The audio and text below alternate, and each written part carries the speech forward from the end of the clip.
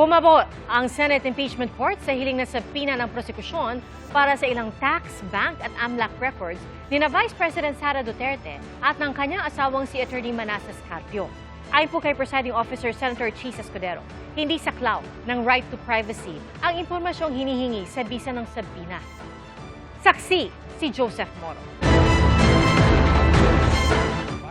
Sa kabila ng mga inilatag na pagtutol ng depensa kanina ay pinayagan ng Senate Impeachment Court ang hiling ng prosekusyon na ipasubpina ang bank account records ni Vice President Sara Duterte, pati ang sa kanyang asawang si Attorney Manasseh Carpio mula 2007 hanggang 2021.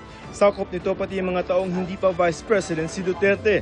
Ayon sa Senate Impeachment Court, pasok ang mga ito sa requirement na definiteness o natukoy kung aling mga dokumento ang kakailanganin o relevancy o kaugnayan nito sa pinag-uusapang aligasyon sa ilalim ng Article 2 ng Articles of Impeachment. Dito nakapailalim ang umano'y hindi maipaliwanag na yaman ng bise. Pero mga peso account lamang na mag-asawa ang saklaw ng subpoena dahil kailangan ng consent o pagpayag ng depositor para mabuksan ang mga foreign currency account. The court finds that the requested documents meet the requirements set forth above. They are reasonably described, readily identifiable, prima facie relevant, and material to the allegations under Article 2. The documents requested under the subpoena ducis tecum will not be used to allege additional independent impeachable offenses. The court will not allow this in adherence to the doctrine laid down in Duterte v. HOR, as this will violate the respondent's right to be informed of the nature and cause of the accusations against her and her rights to due process at every stage of the proceedings. Ipinunto rin ni Presiding Officer Chis Escudero na hindi saklaw ng right to privacy ang impormasyong hinihingi sa bisa ng subpoena. Furthermore, Rule 5, Section 22F of the DPA, Data Privacy Act Implementing Rules, expressly permits the processing of sensitive information, personal information, when provided to government or public authority pursuant to a constitutional or statutory mandate, and when necessary for the protection of lawful rights, interests in court proceedings. Bago pa man basahin ni Escudero ang desisyon ng korte, may inusisa siya sa abogado ni Duterte. What is the property regime governing their marriage? As far as I know, there are no property regime arrangements or prenup. That's why, Your Honor, I would assume it would be the default property regime, which would be The absolute community of property. Thank you, Counsel. Sa binasang desisyon, ipinuntong hindi maihiwalay ang bank accounts na mag-asawa tulad ni na Vice President Duterte. Their financial interests are therefore statutorily intertwined for purposes of disclosure. The law is clear on the matter. The legal necessity of examining the financial records of Attorney Carpio is firmly cemented by the default property regime of absolute community of property governing his marriage to the respondent. Investigating Mr. Carpio's financial records is therefore not an unwarranted intrusion into a third party's privacy, but an absolute legal prerequisite in determining the actual aggregated wealth of the respondent. Sa hiling naman ng prosekusyon na ipasubpina ang bank accounts ng 21 kumpanya, 19 sa mga ito ang pinayagan ng impeachment court, 2 ang hindi kasama. Their general information sheets do not identify the respondent or her spouse as shareholders, and the prosecution at this time failed to show either a direct business interest or a clear and convincing basis to disregard their separate juridical personalities. Pinayagan din ng korte na isubpina ang mga record na umano'y paglabas-masok ng pera sa bank accounts ni Vice President Duterte mula sa Anti-Money Laundering Council o AMLC. Gayon din ang record ng Bureau of Internal Revenue o BIR ng mga income tax return ng bise at kanya umanong mga negosyo. Katulad sa impeachment trial ni Noy Chief Justice Renato Corona, kakailanganin ng BIR Commissioner na humingi ng permiso mula sa Pangulo na buksan ang tax records ng bise at kanyang asawa. Ang mga pinapasubpinang dokumento ay ilan lamang sa mga ebidensya ng prosekusyon kaugnay na umani hindi maipaliwanag na yaman ng bise. Lampas daw ito sa kanyang legal na kita mula na maging mayor hanggang vice-presidente na hindi niya raw idineklara ng buo sa kanyang SALN o Statement of Assets, Liabilities and Net Worth. Ayon sa korte, paunang proseso pa lamang ang paglalabas ng subpoena. Hindi automatikong magiging ebidensya na ito na huhusgahan ng Senate Impeachment Court. May pagkakataon pa ang depensa na magmosyon sila sa korte na i-exclude ang mga ebidensyang ito oras na dumating sa Article 2 ang prosekusyon. Ayon kay Attorney Michael Powa, tagapagsalita ng depensa at sumalang sa oral arguments kaugnay sa subpoena, hindi niya nakikita makakaapekto ang desisyon ng impeachment court sa defense team ni Vice President Duterte. Naganda naman daw sila na posibleng mangyari ito dahil na rin sa impeachment trial noon ni dating Chief Justice Corona. Hindi pa raw tiyak kung maaari silang mag-motion for reconsideration dahil wala ito sa mga panuntunan ng impeachment court. Merong legal remedies na pwedeng gawin tulad ng paghahain ng motion sa Korte Suprema, pero hindi pa aniya ito na pag-uusapan ng defense panel at kailangan din itong isang guni sa bise. There's always the possibility of going up, but we have not made that decision yet. This is something that we have to discuss as a team and also, of course, in consultation with our client, the respondent, Vice President. Ang prosecution masaya sa tagumpay na hiningi nilang subpoena. Anila malalaman na kung magkano ang yaman ng bise. Okay lamang daw na hindi pinayagan ng pagbubukas ng foreign currency deposits ng bise dahil mas mahalaga naman daw ang kanyang peso transactions. Tiwala rin silang bibigyan ng permiso ng Pangulo ang BIR para mabuksan ang tax records ng bise.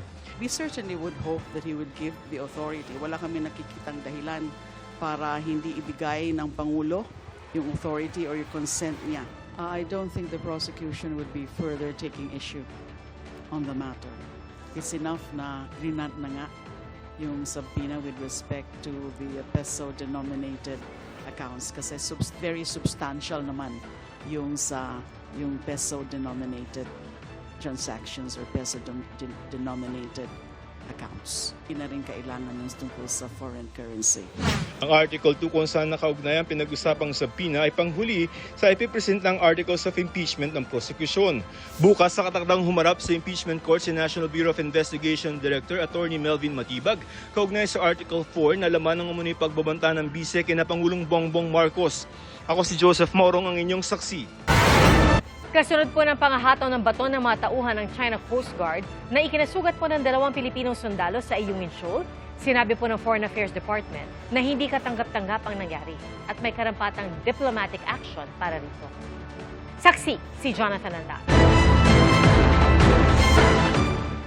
Sa bahaging ito ng Ayungin Shoal sa West Philippine Sea, nakuna ng panghahampas ng sagwan at baton kaninang umaga ang nasa mas malaking motorboat mga tauhan ng China Coast Guard, habang mga taga-Philippine Navy naman ang nasa maliit na rubber boat gamit ang kanilang malaking motorboat at mas mahahabang mga pamalo na itulak palayo ng CCG ang mas maliit na rubber boat ng Philippine Navy.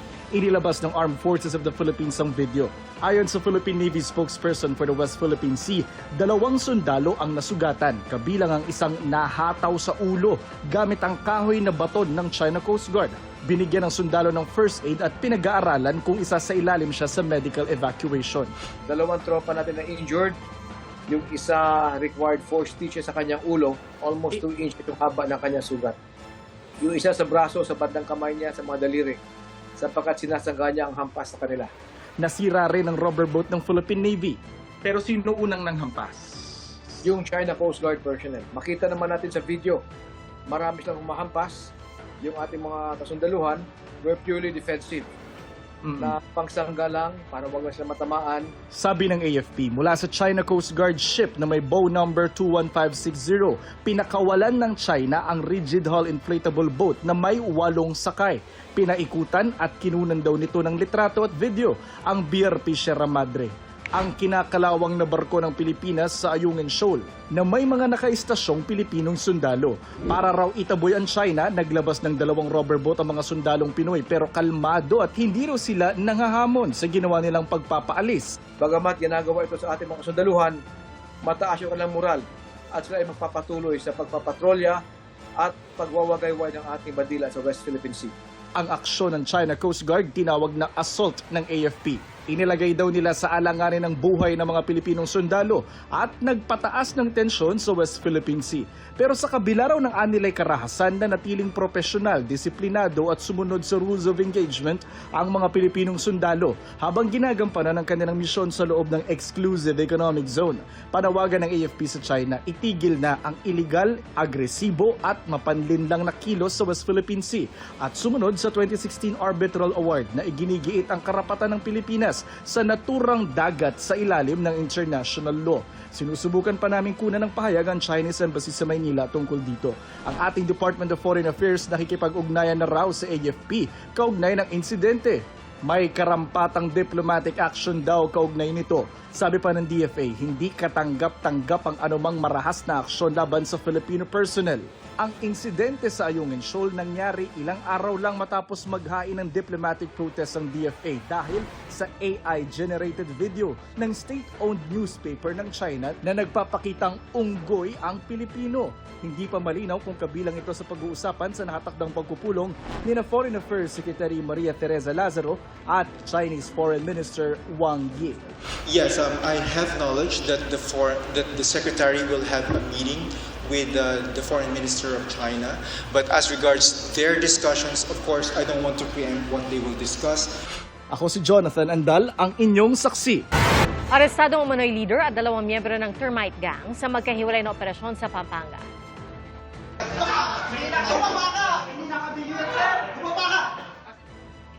Ayon sa Police Regional Office 3, nag-ooperate ang mga suspects sa Central Luzon. Sakot daw ang grupo sa pagnanakaw sa isang convenience store sa Bamban, Tarlac at sa 3 establishmento sa Isabela. Sila rin daw ang naghukay ng tunnel sa ilalim ng isang rural bank sa Nueva Ecija noong March 22. Na-recover sa mga suspect ang mga gamit sa paghukay at pagpasok sa mga establishmento, pati na iba't ibang plaka ng kanilang getaway vehicle. Lagpas 10 piso kada litrong taas presyo sa diesel at kerosene ang inaasahang ipatutupad bukas dahil po sa muling pagsiklab ng tensyon sa gitnang silangan. Ang babala ng DOE, posibleng magmahal ang presyo ng kuryente. Saksi si Rafi Tima.